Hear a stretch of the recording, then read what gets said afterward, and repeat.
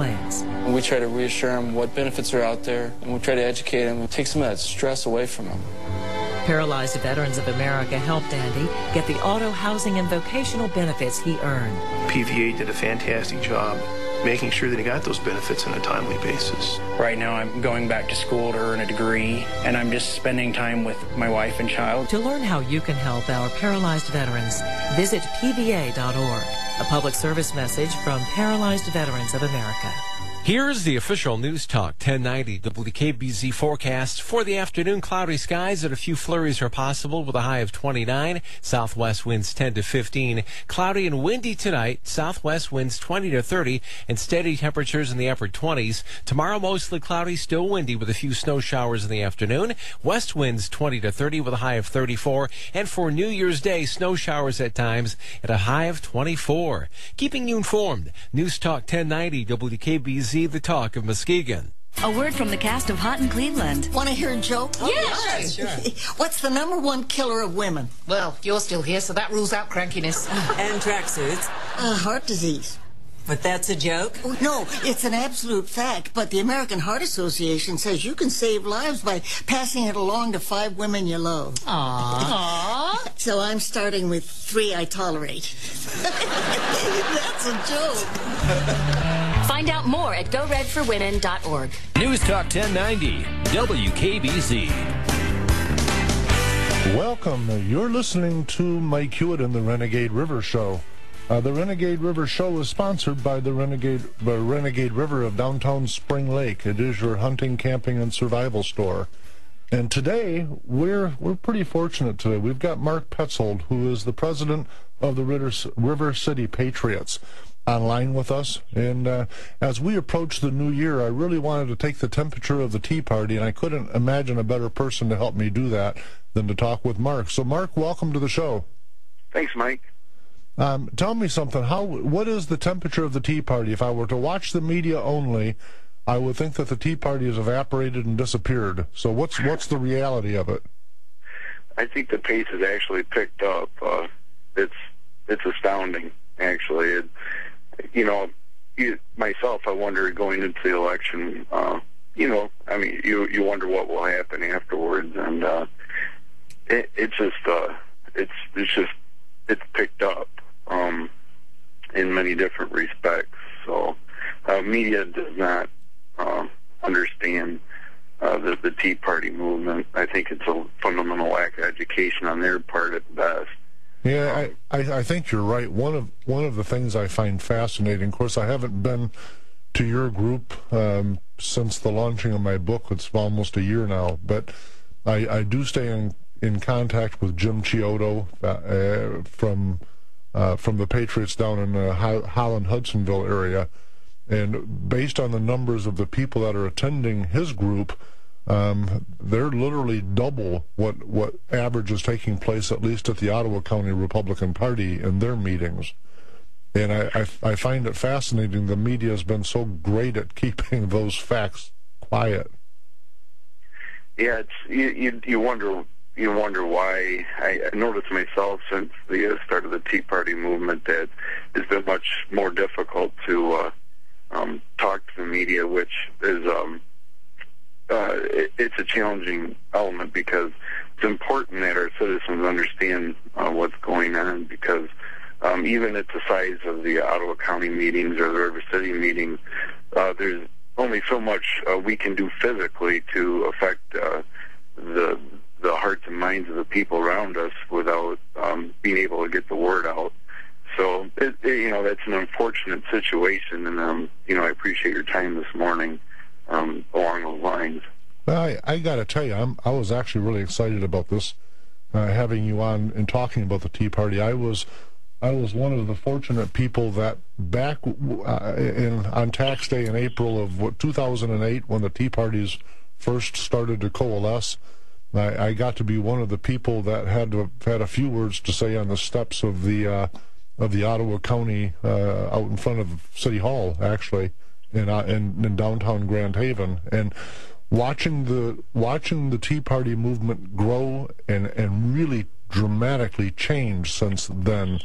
It's been pretty enjoyable for me. As you know, I chaired a group out of Grand Haven for a couple years as the chair of that local Tea Party. So I've got a little bit of roots in it, although I've been away from it since writing the book and launching the book. I don't want to say I've stepped away, but the Tea Parties in Ottawa County kind of merged, and they've fallen underneath the umbrella of Jim Chiodo, which has been a great thing. He's a great organizer there, as are you. One of the things I saw, Mark, when I was taking a look on the website in prep for the show, is I see that you've got a pretty aggressive 2013 schedule laid out. Well, it's one thing about the 2013 schedule to get out of the way, I guess, is the fact that there's an asterisk next to it, subject to change, you know. Well, first of all, let me preface things by saying that we do have an election coming up within the River City Patriots where we do elect new leadership.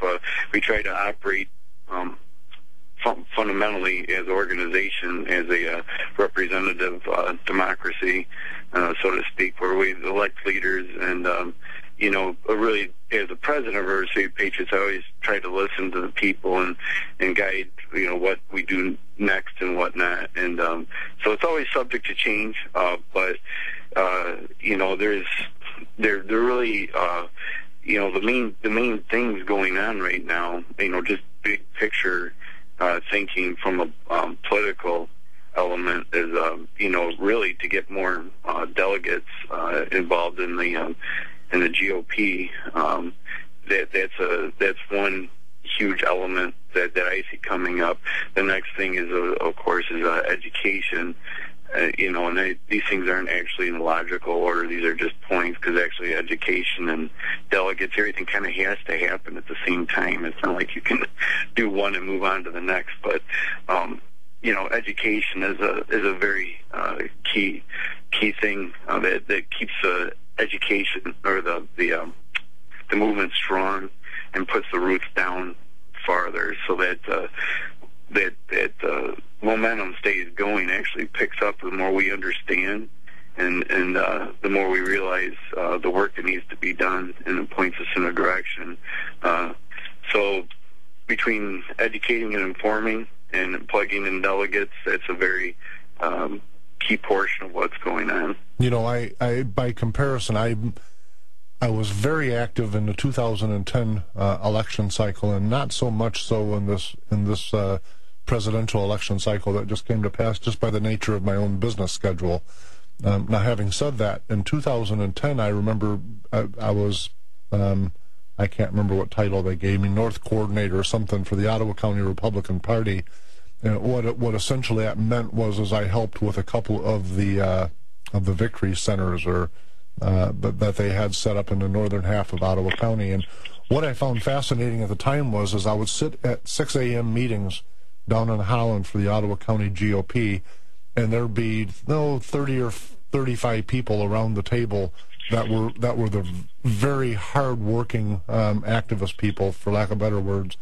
But when I looked around, 30 of them, of the 35-ish that were generally in attendance, were Tea Party people that I knew from having chaired the Tea Party. And so that, you know, and I hope that trend continues. But one of the words you touched on a couple times, and I've got it in my notes here.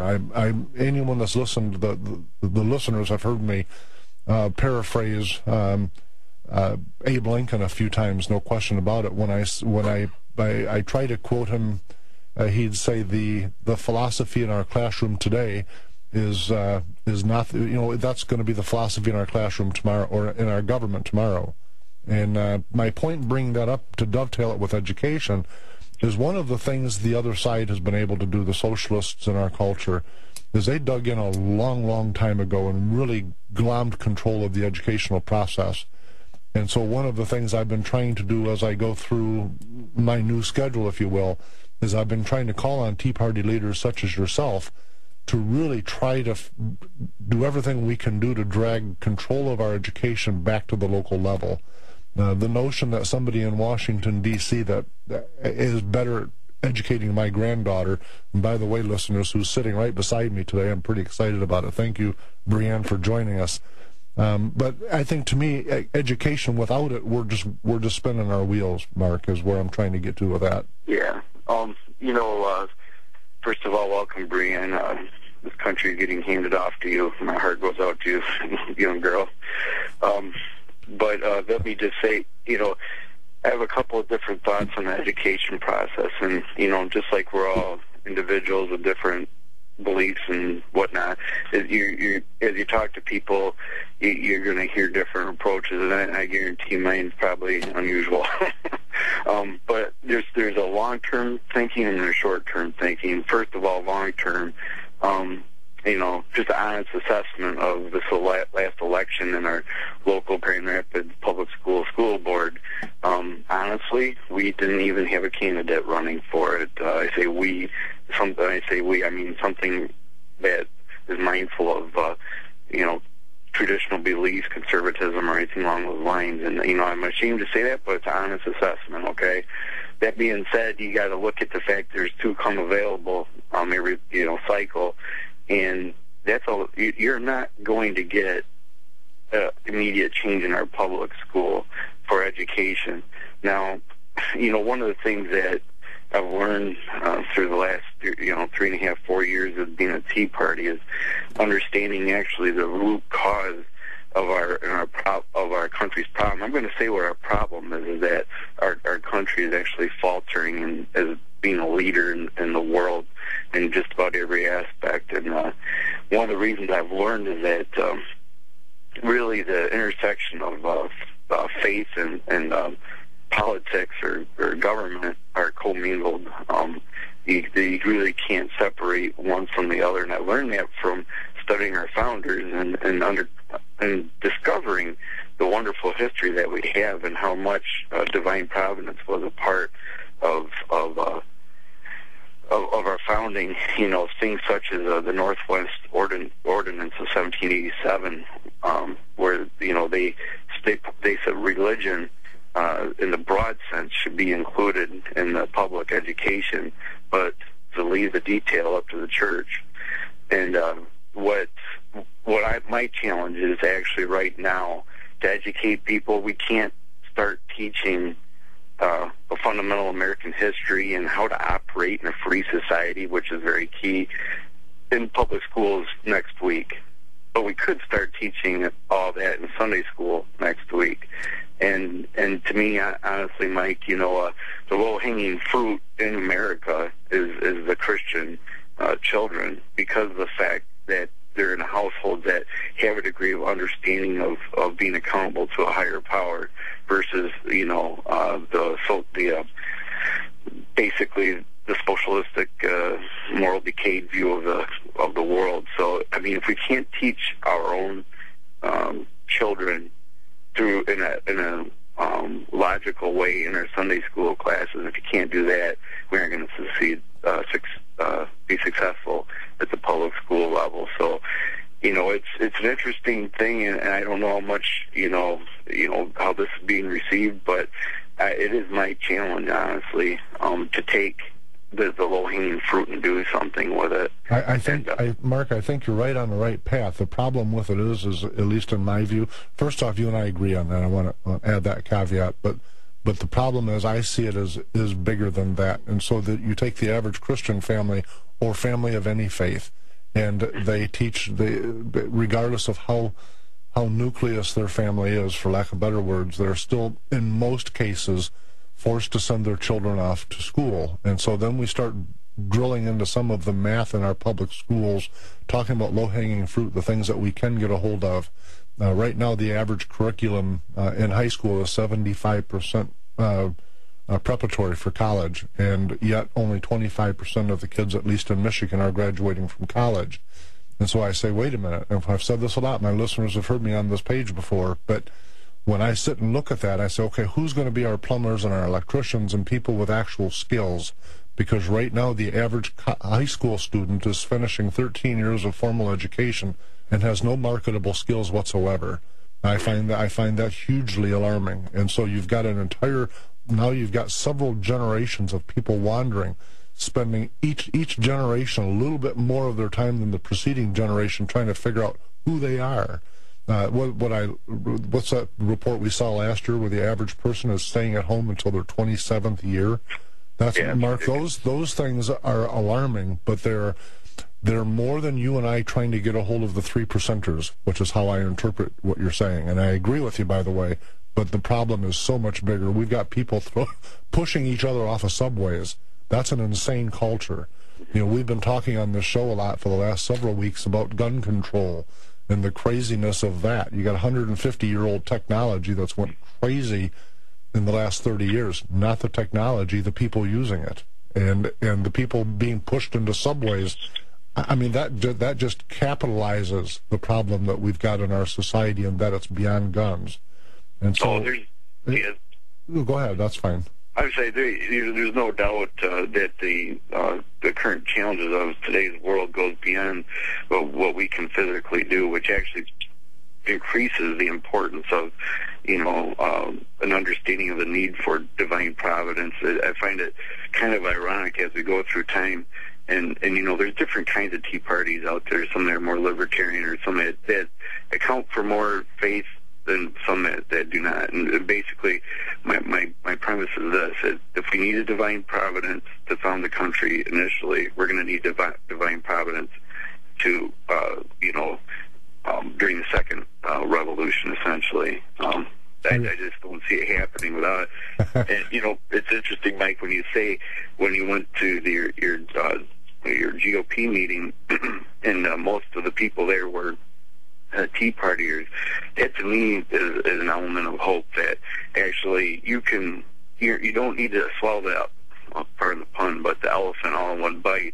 It's a small group of people can do a lot, and I say small, it's all relative, but we don't need to have the whole populace with a complete understanding of the situation all at once. Just like in the initial revolution, there wasn't the majority that were specifically doing the work, you know what I'm saying? Mark, you've used the word revolution twice, and I got to stop you and ask you a question. When I was touring with my book, America's Final Beginning, and I went to tea parties all over Michigan for certain, and I did a lot of radio shows across the United States.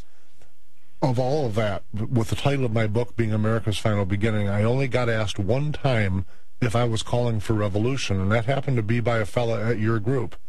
And so the idea that it stuck out in my mind, it kind of shocked me at the time, to be honest with you. I thought, no, I'm calling for the opposite. And so that you used that word a couple times, I just wanted to dovetail to make sure listeners know or understand that, at least in my view, we're in the middle of it, so that I don't want people thinking that we're calling for it. It's happening. Now, we can define it. I mean, our founders said that that's what the system was they set up, was one that called for revolution every 2 and 4 years. And so that's kind of how this system is supposed to work. Yeah, the word revolution can mean a lot of different things to a lot of people. To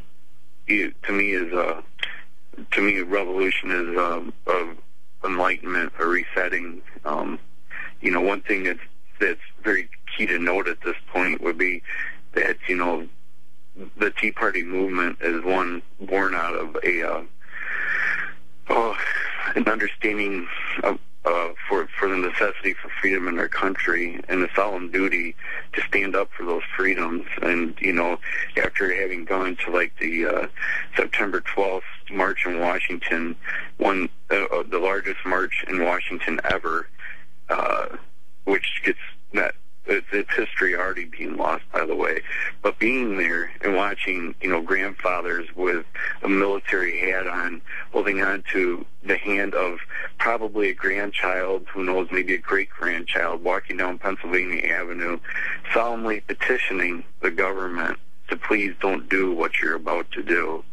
And that is, to me, if you're going to stereotype the Tea Party mentality, it's that. It's not violent. It's a sad thing. It's like a father having to discipline their children. It's like it hurts us more than it hurts the government to do it, And so it's important to understand that mentality. Now, you did talk about the Second Amendment a little bit and gun rights and stuff, and absolutely, I'm for having, the ability to defend yourself forcibly is necessary, but it doesn't mean I'm calling for it right now. But I am calling for, I would say every American should understand their Second Amendment rights and understand it very quickly, because this is a time to get involved. This is a time to petition the government. This is a time for your voice to get out and affect the people in society, so that when they hear this mindless drone of gun control that's just failed time after time in history, no question. They spew it out, they reject it. No question about it, Mark. We're gonna go to a break, but hold that thought, because we need to pick up right where we left off in a moment. Sounds good. You're listening to News Talk 1090 WKBZ. Renegade River in Spring Lake wants to buy your used handguns and hunting guns. Renegade River, your hunting, camping, and survival store. Stop in and check out their new and used firearms, sporting goods, Army and Navy supplies, and survival gear. Downtown Spring Lake, next to the police station. Think of all the pictures, the documents, the music you added to your computer over the past year. Now think about how often you backed up your computer files. Uh-oh, you're not alone. Most people don't back up their computers at home or at work as often as they should. That's why I use and strongly recommend Carbonite Online Backup. Carbonite backs up your computer files for you, automatically and continually whenever you're connected to the internet. Plus, you can access your backed up files on any computer or on your smartphone or iPad with the free Carbonite app. Unlimited backup space for your PC or Mac is just $59 a year. And if you run a small business, Carbonite has plans that will back up all of your computers, servers, and external hard drives for a low, flat annual fee. Start your free trial today at Carbonite.com. No credit card required. This is truly a free trial. Plus, when you use offer code KIM, you get 2 free bonus months with purchase. Carbonite.com, offer code KIM.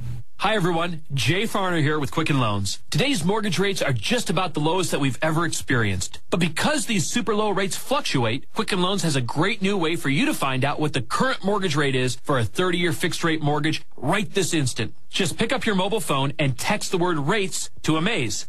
Text RATES to 26293 to see the latest mortgage rate on a 30-year fixed-rate mortgage. Again, simply text RATES to AMAZE. That's RATES to 26293. At Quicken Loans, we always provide you with the latest technology designed to give you an amazing mortgage experience. Maybe that's why for 3 years in a row now, J.D. Power & Associates has ranked Quicken Loans highest in the nation in customer satisfaction for primary mortgage origination. Again, text RATES to AMAZE 26293 and discover for yourself why Quicken Loans is engineered to amaze. Standard text messaging rates apply. For J.D. Power & Associates award information, visit jdpower.com. Equal housing lender. Licensed in all 50 states. NMLS number 3030. Be a survivor, not a statistic. Renegade River in Spring Lake has new and used handguns, hunting guns, sporting goods, and survival gear. Protect your rights and your freedom. Ask about their CPL classes. Renegade River, next to the police station at downtown Spring Lake. News Talk 1090 is the talk of Muskegon. Well, welcome back. You're listening to Mike Hewitt and the Renegade River Show. The Renegade River Show is sponsored by Renegade River of downtown Spring Lake, your hunting, camping, and survival store. And today, we're on with Mark Petzold. Am I saying it wrong, right, Mark? He did, Petzold, yep. Who is the president of the River City Patriots, Tea Party. Mark, we left off on gun control. It's one of my favorite topics. Mm-hmm. So what were your, if I can get you to pull back your thoughts, we were talking about how, at least I was thinking about, how many people are clamoring for gun control, but they're doing it out of absolute ignorance to history and what they're actually trying to control.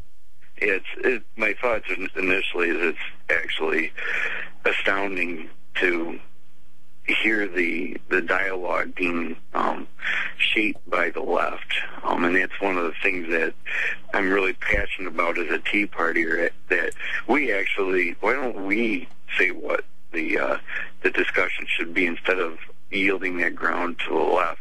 By that I mean, why don't we, make a statement that perhaps everybody should have a gun in their home now. I'm not actually for that from a liberty perspective, to demand people to have a gun in their home. But I'm just saying to frame the conversation towards the Second Amendment as it is, which is the right to keep and bear arms shall not be infringed. And it just is astounding to me that Americans' lack of historical knowledge of why that exists. And arms aren't for they are for hunting, obviously, but that's not why the Second Amendment was there. It's to defend yourself. So if you want to have an assault rifle, you have an assault rifle. It's kind of funny though, even that term. We had a gunsmith on here a few weeks ago because I needed him to help me understand the difference between my grandfather's Remington 740 deer rifle and the evil assault rifle. And the answer is one's got a lot of wood on the stock and the other one's got a lot of plastic. Other than that, the mechanics are pretty darn close. And people don't understand that, okay, this one looks cool and this one looks old-fashioned. And that's really the difference that we're talking about. So, I mean, the whole term of assault rifle, it happens that gunsmith is also an Iraqi vet. And so is the evil assault rifle that we have in our society right now, is that the same that he carried in Iraq? And the answer is absolutely not. They have nothing in common. So I asked, what I have, is it an automatic weapon? No. Did you have one? Yes. Well, wait a minute. How can this be? Because they want me to think that, whenever you listen to the media is saying civilians have no reason to have military-styled. So they're not military-styled. They don't shoot in bursts of 3. They don't do a lot of things that the firearms that he carried in Iraq do. And so, but it goes back to some folks have just never been around firearms, and some folks are willfully ignorant. They're ignorant on purpose. It's politically convenient, politically expedient. Most of the Democrat elected leadership are gun owners, and for them to stand there in front of a microphone and pretend that they're not, or that firearms are something that they're not, it just defies gravity. That the clamoring masses will nod up and down in agreement when everyone knows they're lying. It's true, but let me ask you this question. I guess if our landlord, China, were to come knocking to collect rent, would you prefer to have an automatic weapon like we use in Iraq, or a typical AR? I think even the discussion of, if the right to keep and bear arms should not be infringed, and I'm really pretty adamant about that. I mean, if we wanted to have an automatic weapon, we ought to be able to have an automatic weapon, and I know that there's responsibility that comes with that, but there's responsibility for everything that we do, and it's just, you can't, again, it's the real problem is the decay of moral society, where these weapons and the value for human life has diminished so much in our society. That's really the problem. It's not the gun. Yeah, there's no question about it. If you look at the technology that we're talking about with firearms, most of it is well over 100 years old. Some of it's 150 years old.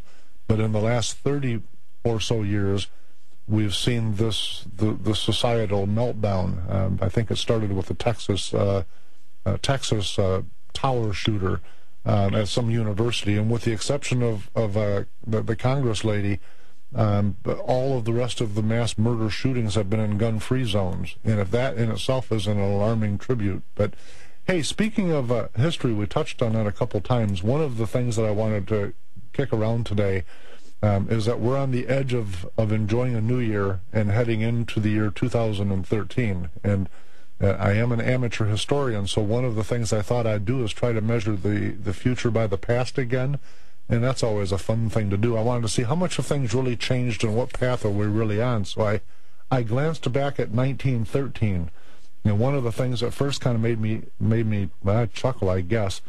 February 16th of that year, President Taft agrees not to intervene in the Mexican Revolution that was going to have a big drama going on in Mexico for a presidential election. And that was on the 16th. He agreed that the United States would not take an active role in it. And on the 19th, the Mexican general took over the power of the presidency with U.S. support. I went, wait a minute, how does that history really any different than what we're seeing nowadays? I mean, 3 days after he said we're not going to do it, they did it, and didn't bat an eye. I find that fascinating.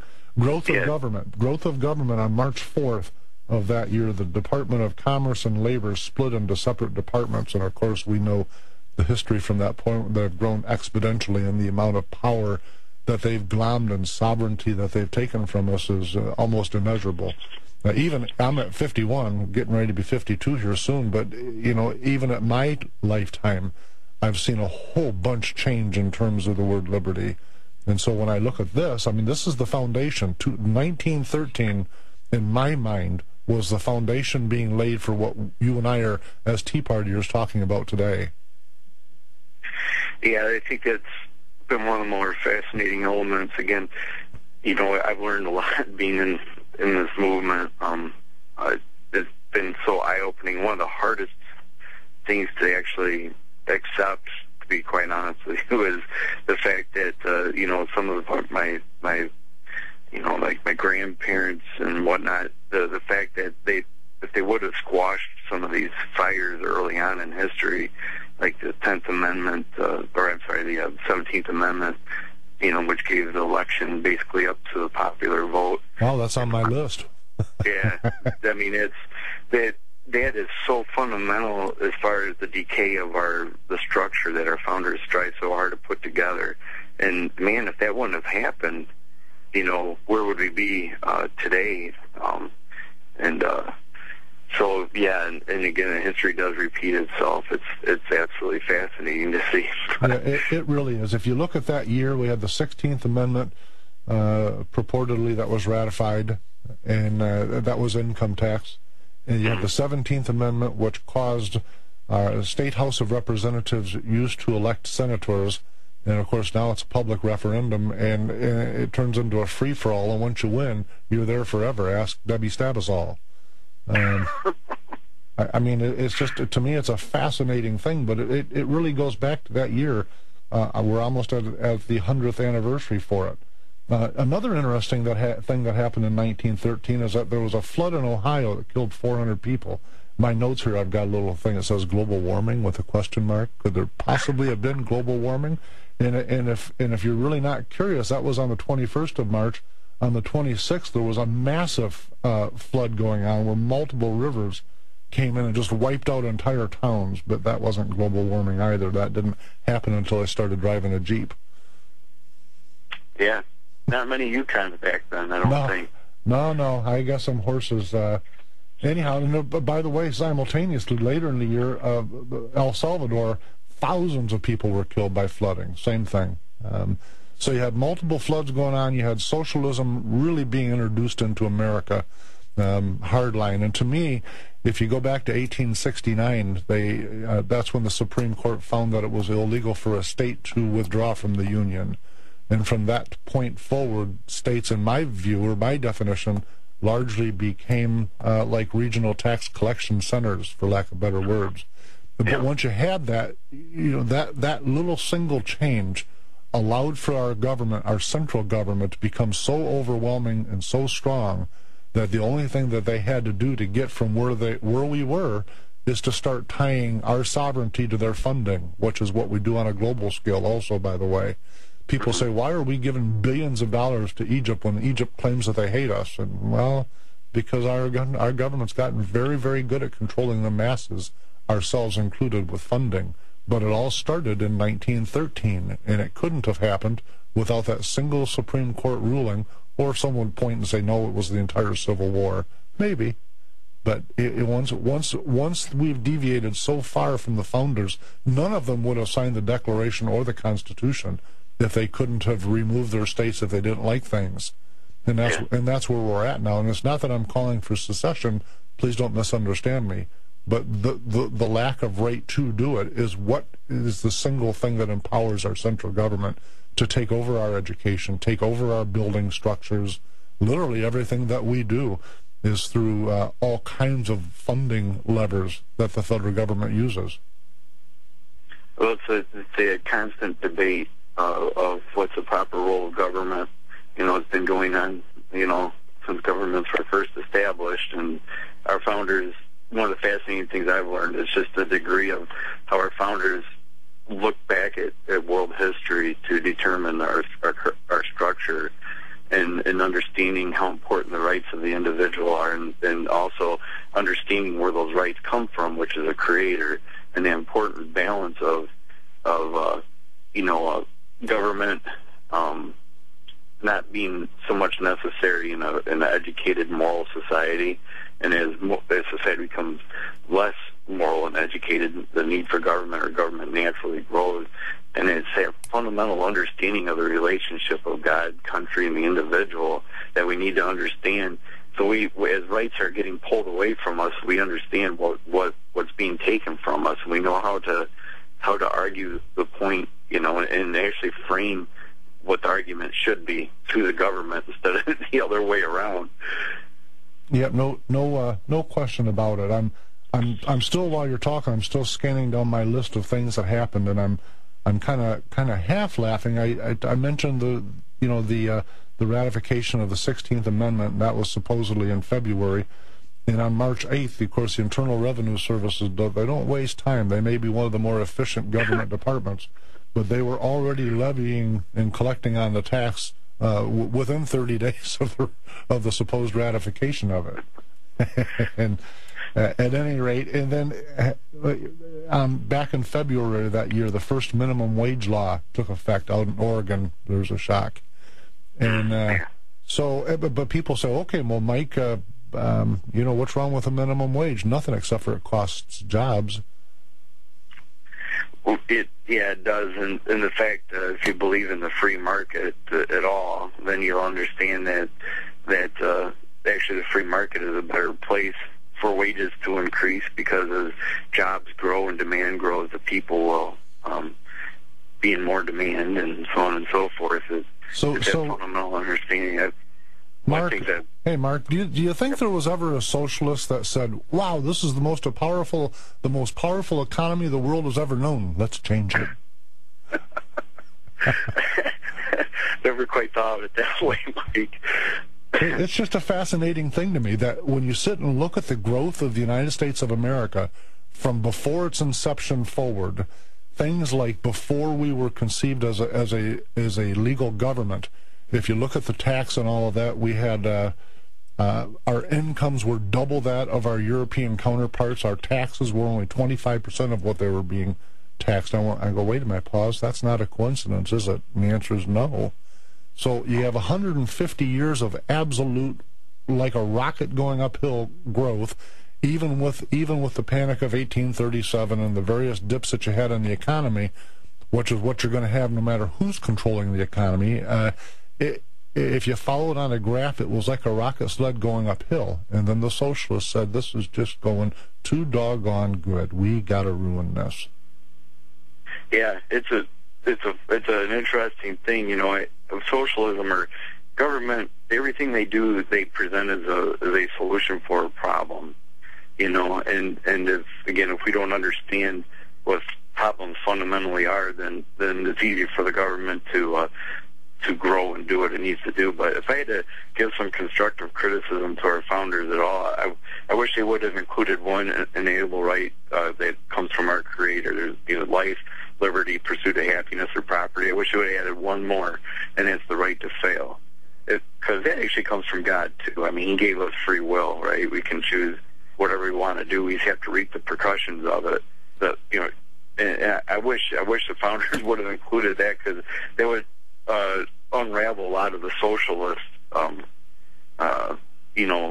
plans, really, because they're like, here, let us provide the safety net for people, and it's like, look, I do believe in helping the poor and stuff, but I believe in doing it as a personal thing, which is actually a bit of a spiritual experience. When you offer and you give and you help out your neighbor, that changes you as an individual, and if it goes to the government, you lose some of that. But the argument of we need to help the those in our community, it's a tough deal, because it's not the government's job to do that, and I wish the founders would have helped us out a lot framing that discussion.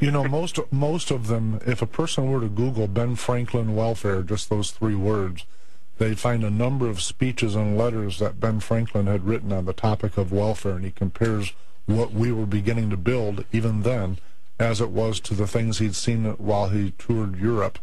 And it's an alarming, bell-ringing moment when I first read it. But I'm telling you, what it tells us is that this argument that we're having has been being had since our founding, but there's a difference now. And here's what I see as the difference. The notion that conservatives and liberals, and please, I want to make a mental note from everybody, I'm not talking about capitalists and socialists for a minute. I'm just talking about policy wonk, for lack of better words, just your average everyday people. I'm a liberal or I'm a conservative, where they self-label themselves. I think most people are pretty good people.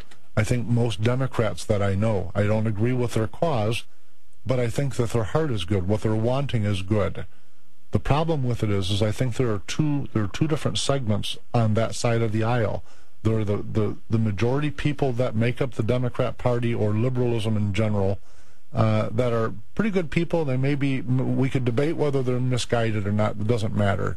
Their goal is they see somebody that's hurt and somebody that needs, and they want to take care of that. And it's hard to debate that as an issue. Who doesn't?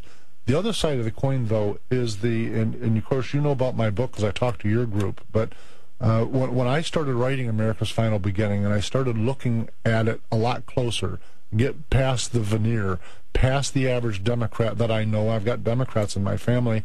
I've debated them all my life, usually in fun. But there's a difference, and there's an element within the leadership of the Democrat Party that truly are globalists, that truly want to have a global government. And the only way they're going to achieve that is to level our economy with the rest of the world. And so, to me, when I look at it, you've got some useful idiots, and I don't mean that condescendingly, but people are being used that make up a lot of the Democrat Party, while you've got some of the hierarchy that are really trying to drive America towards a global government. And I find that very, very fearsome. What say you? Yeah, well, big picture thinking, that might take in a very raw way. The globalists, I believe, there's an element of evil going on with that, because the way I see it, it's very fundamental. Again, we have God-given right to life, liberty, pursuit of happiness, and they seek to take those away from us. So I view that as a spiritual experience. The term useful idiots, I think, I'm going to be hard on the Christian community here. When you see what the percentages of how Christians voted, they should know better, because they do have a belief in that Creator. They have a better understanding of those: life, liberty, pursuit of happiness. And the fact that they lack that knowledge of where those things come from, and understanding that man is not able to provide those goods and services. It is a God thing. It is a huge element, and I think that actually picks at the very fundamental problem of our country. Is in order to operate in a free society, you need to understand that relationship and where providence comes from. And it's when you insert government where God should be, it really starts to mess things up very quickly. No question, Mark. We're going to segue to a. You're listening to News Talk 1090 WKBZ. Be a survivor, not a statistic. Renegade River in Spring Lake has new and used handguns, hunting guns, sporting goods, and survival gear. Protect your rights and your freedom. Ask about their CPL classes. Renegade River, next to the police station in downtown Spring Lake. Renegade River in Spring Lake wants to buy your used handguns and hunting guns. Renegade River, your hunting, camping, and survival store. Stop in and check out their new and used firearms, sporting goods, Army and Navy supplies, and survival gear. Downtown Spring Lake, next to the police station. The Talkin' Muskegon program can now be heard live every morning, Monday through Friday, 8 a.m. to 9 a.m. here on News Talk 1090. This is John Van White. And Brian Worsham. We will focus on community events, news, weather, and sports. We'll also bring you traffic updates, weekly segments like the movies with Ron Van Timmeren, the Biker Report, and Lumberjacks. This is Talking Muskegon, right here, 8 to 9 a.m. on the Talk of Muskegon. News Talk, 1090. Fox News Radio, I'm Karen McHugh. The fiscal cliff now just 2 days away. The president says he's hopeful a deal can be reached. As talks to avoid the fiscal cliff go right down to the wire, President Obama is putting the onus on Republicans to avoid the massive tax hikes and spending cuts that are coming. The president charging Republicans won't say yes to multiple offers, telling NBC's Meet the Press if Senate talks falter today, he wants a vote tomorrow on his stopgap bill. Fox's Ed Henry at the White House. But even if a deal is made, one prominent Republican says it really won't matter much in the long run. Hats off to the president. He stood his ground. He's going to get tax rate increases, maybe not at $250, but on upper income Americans. And the sad news for the country is that we've accomplished very little in terms of not becoming Greece or getting out of debt. This still won't affect the debt situation. Senator Lindsey Graham of South Carolina on Fox News Sunday. Fox News, we report, you decide. You're smart enough to know when a deal seems too good to be true, like a no-sweat workout plan or a $5 prime rib buffet. But when you're shopping for car insurance, it's surprisingly easy to get duped into crummy coverage. That's why Esurance created the Coverage Counselor, an online tool to help you choose the right coverage for you at a great price. Too good to be true? Nope. Just insurance for the modern world. Esurance, now backed by Allstate. Click or call. Coverage Counselor highlights options to consider in choosing coverage. Not available in all states. Here's the official News Talk 1090 WKBZ forecast for the afternoon. Cloudy skies and a few flurries are possible with a high of 29. Southwest winds 10 to 15. Cloudy and windy tonight. Southwest winds 20 to 30 and steady temperatures in the upper 20s. Tomorrow mostly cloudy, still windy with a few snow showers in the afternoon. West winds 20 to 30 with a high of 34. And for New Year's Day, snow showers at times at a high of 24. Keeping you informed, News Talk 1090 WKBZ, the Talk of Muskegon. Showers at times at a high of 24. Keeping you informed, News Talk 1090 WKBZ, the Talk of Muskegon. Welcome back. My name is Mike Hewitt, and you are listening to the Renegade River Show. The Renegade River Show is sponsored by Renegade River of Spring Lake, your hunting, camping, and survival store. Downtown Spring Lake, right next to the police department. We're on today with Mark Petzold, the president of the River City Patriots. Mark, when we left off, I talked about Hillary Clinton for 1 second with her concept of it takes a village to raise a child. I have to tell you, recently I was in a church. You were talking about Christianity. Recently I was in a church just a few weeks ago, and not where I normally attend, and the person speaking talked about, and he was talking about his community, the community of his church. So I don't want to mischaracterize it, and his intent was absolutely wonderful. But the comment was, it takes a village to raise children. And I got to tell you, maybe I'm just a thick-headed son of a gun here, but I so reject that thinking. To me, it takes a village to build a street. It takes a village to put in public works. It takes parents to raise children. And so when I look, recently at the store, I found myself engaged in a very friendly but passionate debate with a local teacher.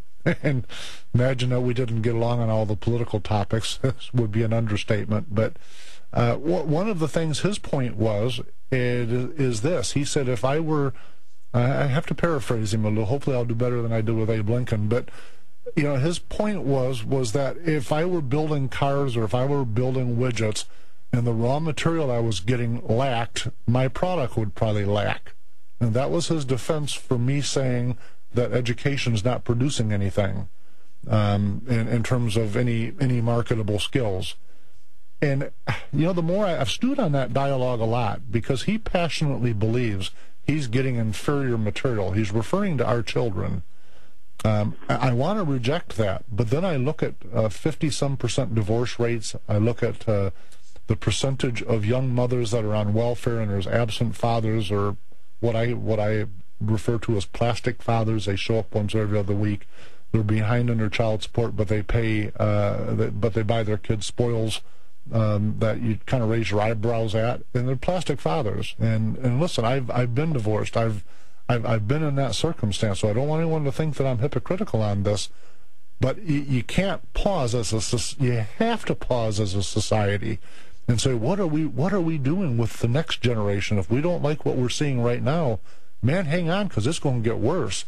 And it's all backed by this concept that it takes a village to raise children. At least that's my view of it. So what's your view, Mark?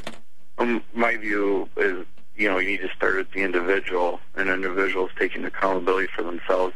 In particularly, you start at the small level, okay? That would be, to me, the individual as a father, getting educated and taking care of my business at home as a leader.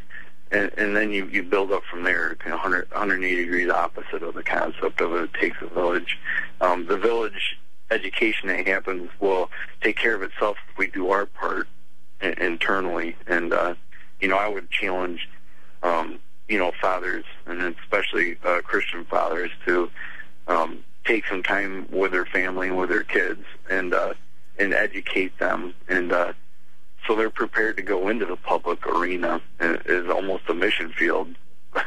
Yeah, that's right. Our kids being like missionaries out to a world is dying.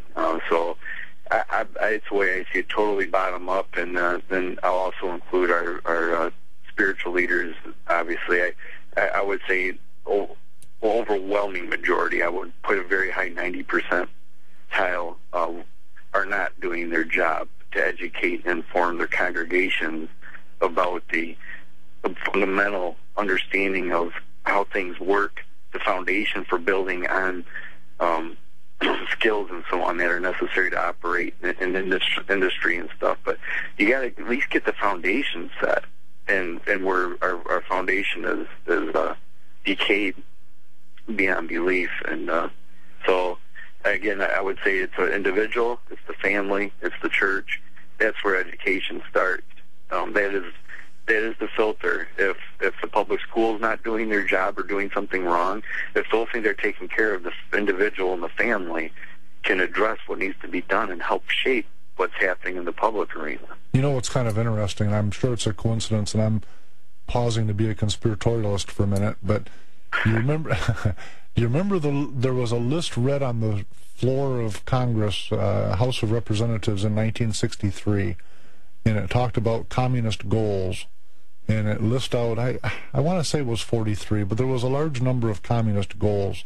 It talked about the various things that they wanted to have influence on. They wanted to take over one or both of the major political parties. They wanted to take over our education. They wanted to take over our psychiatric industry. And what their bottom line appeared to be is they wanted to make communism become less of an objection by the American people, and they wanted to dumb down the American people. If you read it, and it's not, I mean, it's part of history. It's in our congressional record. So you don't have to think that Mike here is being a radical. You just read it, and then anybody, it doesn't matter what your political persuasion is, you can't help but pause when you're done reading it and go, wow, did the Soviet Union really lose? Because they've accomplished a lot of these tasks that they identified themselves as being their goals. And it's all of the things that we're kind of talking about. But, hey, before we run out of time, Mark, I wanted to look forward to the year 2013 for the Tea Party and for classical liberals and for conservatives both. And that's, if I were to, from my experience in the political arena, if I were to want to quote anybody trying to go forward and saying what's the one remedy I can think of, I would remind both the Republican Party and the Tea Party in general of Ronald Reagan's old quote when he says we can get a lot accomplished if we don't care who gets credit. One of the things that I found most disturbing within the political arena were the people that were trying to rise to the top to have power or recognition and all of the words that go with that. And it seemed that, Jim Chiodo says we need a flat organization. Maybe he's right, but I think this was his response or his way of trying to get away from this, everyone wanting to grab limelight, etc. What's your view on that? Well, there needs to, natural selection actually will filter out a lot of the ones that, don't operate in a way that's healthy for an organization, whether it be the Tea Party or the GOP or whatever. I think that's a big portion of it. I think to be effective, you do have to have the mindset of anything's possible if you don't worry about who gets the credit. That goes without saying. One of the things I'll say is that as far as the Tea Party movement, a couple of weeks ago, we had a meeting in DeWitt, a statewide meeting of Tea Party leaders, and it was the biggest, most successful meeting of the Tea Partiers since I've been in the movement, so since basically 2008, 2009. And the reason it was successful is because there wasn't a desire for power or whatever. It was based off of basically community and action. So basically getting to know one another, deciding what to do. So there wasn't any group or individual trying to gain control and power, which is extremely key to be effective. Yeah, it really is. Absolutely agree. So that is the direction. Mark, I want to thank you for being on the show with us tonight, or today, and we'll hope to have you back in the future. And listeners, if is there a way, Mark, would you like to have anyone contact you if they're interested in the Tea Party? Well, number one thing is rivercitypatriots.org. You can go there, sign up to be a member, and what happens then is it makes it easy for us to communicate. We can push information out and stay connected very easily. Very, very nice. Mark, again, thank you very much for joining us, and from my granddaughter Brianne and I, thank you very much for joining us on the Renegade River Show. Say goodbye, Brianne. Goodbye. Goodbye, everybody. Thank you.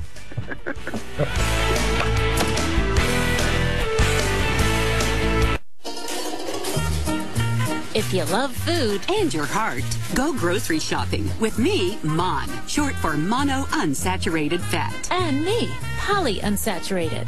We're the Better Fat Sisters. Over here in the cooking oil aisle, choose canola, olive, and other vegetable oils. Liquids are better for your heart than solid fats. You'll also find us in fresh foods like avocados, nuts, and fish. Before you put any baked goods, packaged, and prepared foods in your cart, read the labels. Avoid our bad fats brothers, saturated and trans. They love to clog your arteries. We're heart healthier, but let's face it, we're fats. We all have the same 9 calories per gram, so watch your portions. And thanks for shopping with us. The Better Fat Sisters. Be kinder to your heart. Learn more and get recipes at heart.org/facethefats. Nationally sponsored by Canola Info. The Talk of Muskegon is News Talk 1090 WKBZ Muskegon, and heard 24 hours a day on WOOD HD2 Muskegon. News Talk 1090 WKBZ Muskegon, and heard 24 hours a day on WOOD HD2 Muskegon. Fox News Radio, I'm Sal Giangrasso. The Senate's working on a slimmed-down deal to avert the across-the-board tax hikes that are possible as part of the fiscal cliff. New York Democrat Senator Chuck Schumer blames House Republicans for lack of a compromise. The real question mark is the House. The House is a bit out of control. They're the reason we've had the problems all along. But Arizona Republicans